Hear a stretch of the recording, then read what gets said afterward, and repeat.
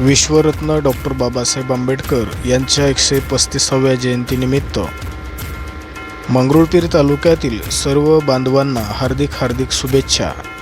शुभेच्छुक स्वाती मनवर, माजी सरपंच मानोली, मनोज मनवर, सामाजिक कार्यकर्ते मानोली, तालुका मंगरुळपीर, जिल्हा वाशिम।